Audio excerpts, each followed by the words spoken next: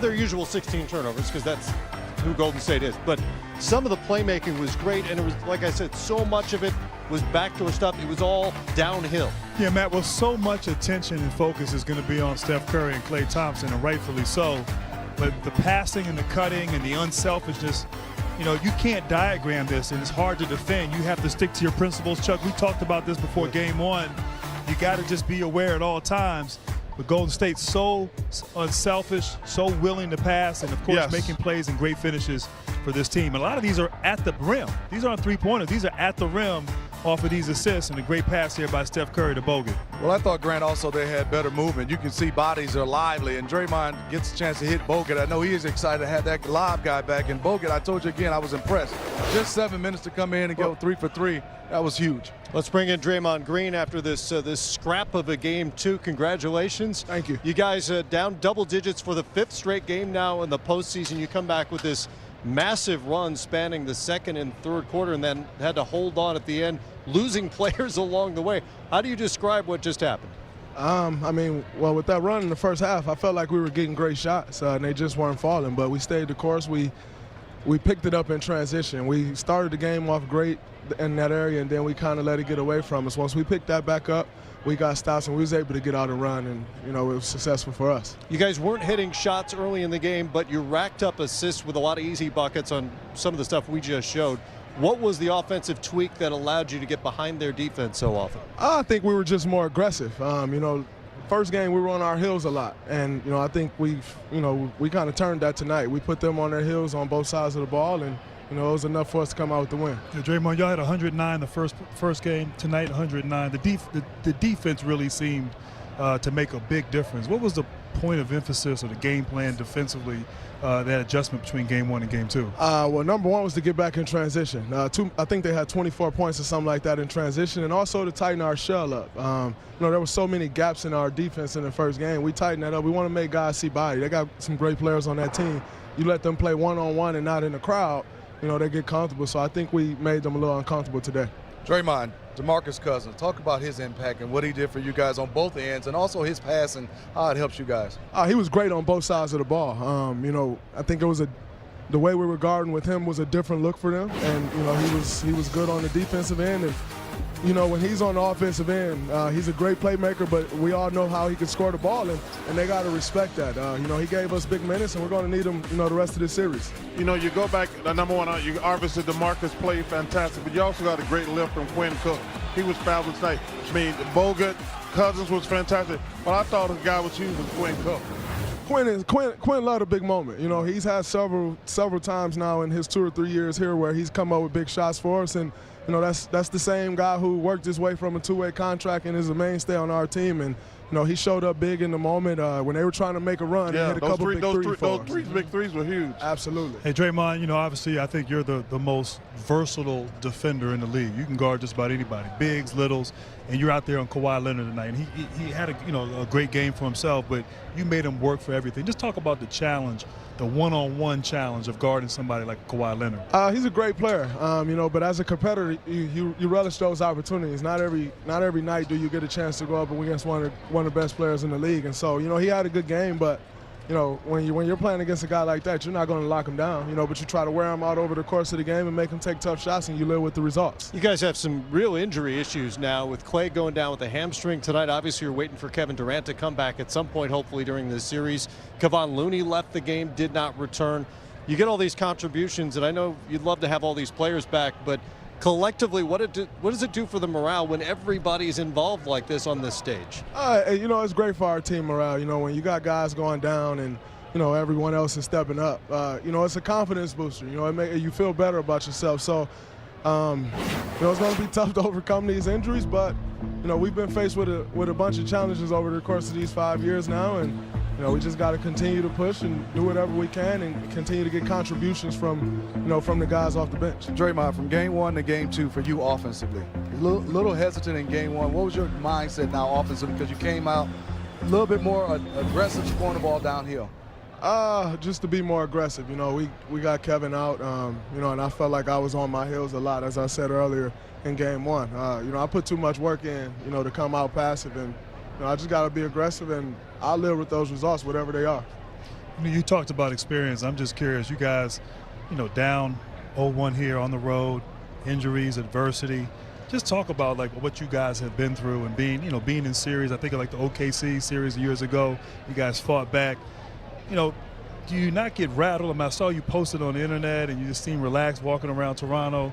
Just what's the mindset collectively of your team when you guys, get down in this series like you were game one? I think we play our best basketball when we're threatened. When a team poses a threat, I've never seen us fold. And, me and Steph was talking about it today. Like, it's so weird when you're just sitting and waiting on the game because, you're in the finals and you really just sit around. And so you don't really get a chance to get away from it. I try to stay loose. I got some lunch and, just kick back last couple of days. But it's the NBA Finals, so it should have all of your attention. But when we're faced with challenges, we don't get rattled and we just keep pushing, and it's been good for us. You guys know the rhythm of the finals as well as anybody now. So what do you expect for Game 3? You've been through this before, the win, loss, bounce back thing, adjustment, the whole deal. They're going to come out pissed off. They just took a loss on their home court, and they're going to come back and try to get that win back. So I know our crowd is going to be great when we go home, and you usually play a little better at home, so that bodes well for us. But, we can't expect to just go home and walk into a win. We're going to have to go home and try to take these 2 wins. Got something we want to show you. I don't know what it is. It'll be a surprise to all of us, but it's going to pop up on the screen right there. Is that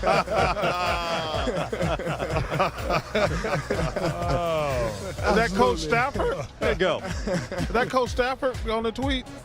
Stallard. Okay. What did you say? Stallard. No, it's Coach. It looked like I don't have my glasses on. Put your glasses, Chuck. Okay. Put your glasses on, man. There you go. That was good. curated just for you. That's good. I appreciate that. Enjoy the trip back west. Good luck moving forward in Game 3 and beyond. Thanks a lot, fellas. Draymond Green had a triple-double in Game 1, near triple-double tonight. More importantly, a win for the Warriors, who have evened up this series at 1 apiece. Much more coming up here. It's Game Time Live, presented by YouTube TV.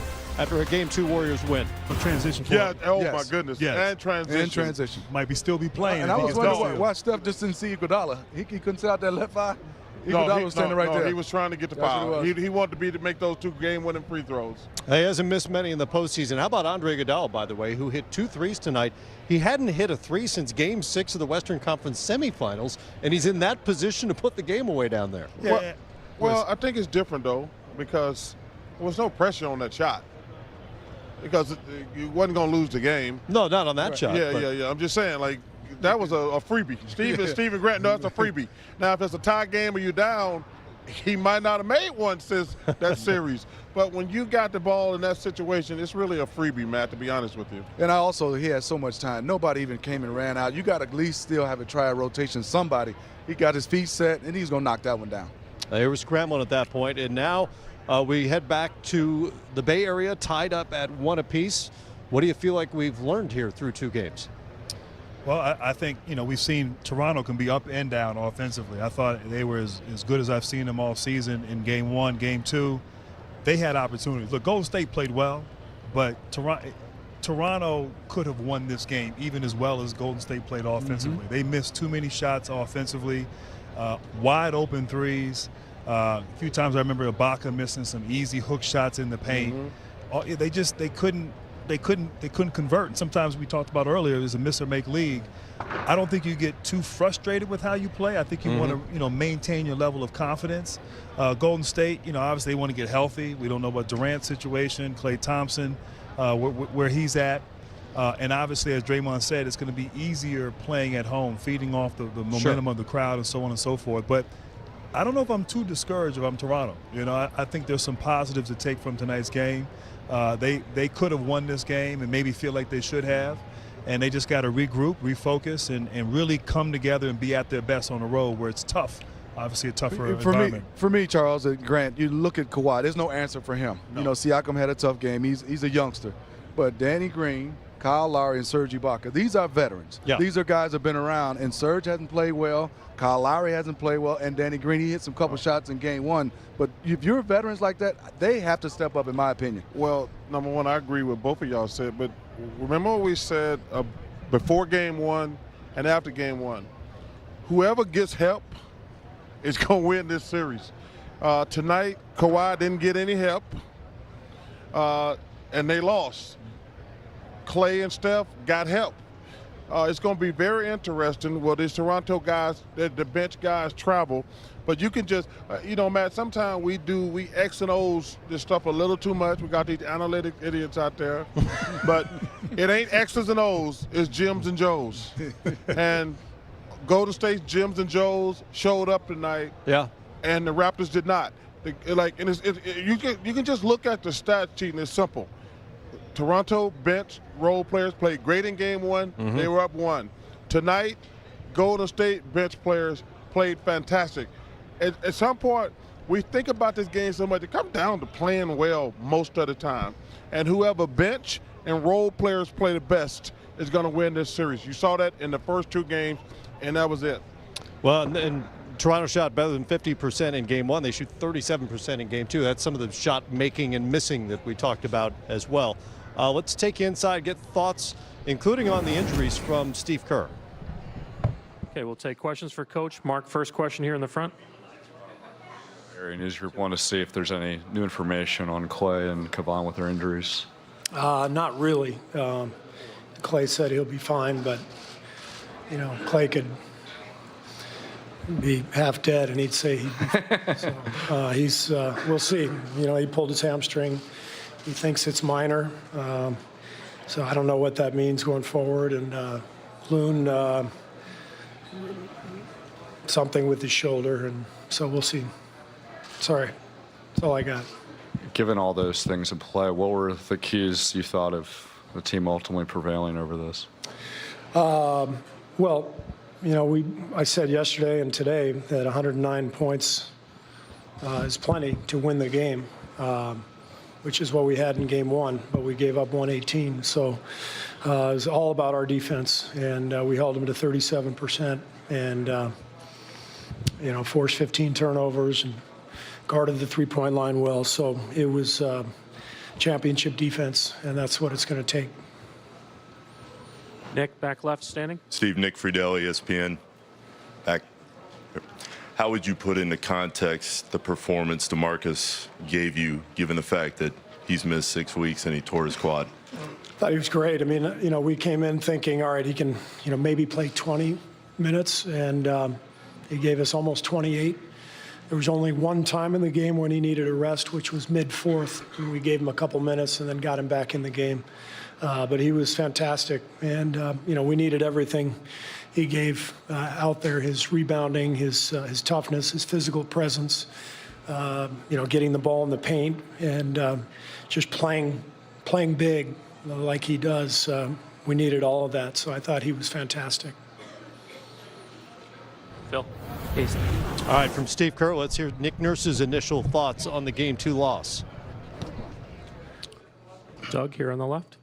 Nick, Doug Smith of Toronto Star. You talked earlier before the game about Kyle and his foul trouble and trying to avoid it. Tonight, do you think it and the other guys' issues just caused some flow problems for your rotations? A little bit, Doug. I just think we had a few guys in foul trouble kind of early and first half, and then third quarter as well, and then fourth quarter. So I don't know. We got to, you got to play physical basketball, but you got to be able to adjust and all those kind of things and try to stay out of them. And you got to avoid the silly ones too, That's all I got. Do you see Kyle sometimes maybe getting some silly ones because he's a little over aggressive? Well, I got to look at him, right? I know one, he's a great charge taker, right? And I know one of them was possibly a block charge, and those are tough. They go each way.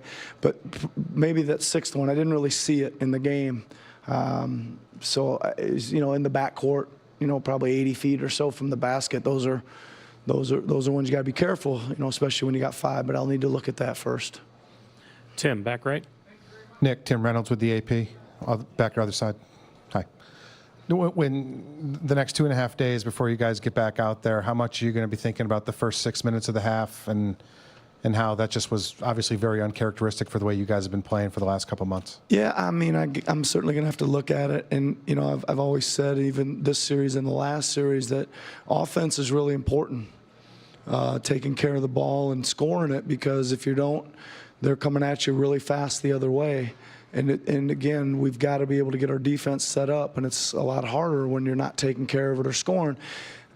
Just kind of playing it back through my head, I thought we had, I know we had one little turnover where Danny slipped to the rim and tried to kick it out. But I think, you know, Mark had a couple real nice little looks there, and we had 4 or 5 decent possessions there, and we just came away empty on all of them. And then we had probably 4 or 5 that were not good possessions either. So, you know, certainly the offense hurt the chance to get the defense set up there. So, yeah, I'm going to have to rewatch that. I'm probably not going to enjoy that very much, but I'm going to have to check it out. Right here in the second row in the center. Coach Kayla Gray, TSN. You guys got a little bit of life there from Fred VanVleet for a moment. I'm just wondering what you saw from him in the minutes that you got from him. 30. Yeah, he played a lot. What did he play tonight? 38. Almost 40. Yeah, he was good. Obviously, he was working really hard on defense too. You know, guarding Curry. He was running the team. He was making really quick decisions off the pick and roll. You know, he had some good looks. He probably hadn't played that many straight minutes in a while. I think he had a couple that are late. He was probably a little tired, but he you know, he kept taking them and stepping into them. But you know, 17 points from him is great, and running the team the way he did is great. All right, first thoughts from Nick Nurse on the Game 2 loss. Oh, they're waiting for you at Oracle in Oakland. Final days at Oracle Arena, starting with Game 3 on Wednesday. We're back here with more Game 2 coverage.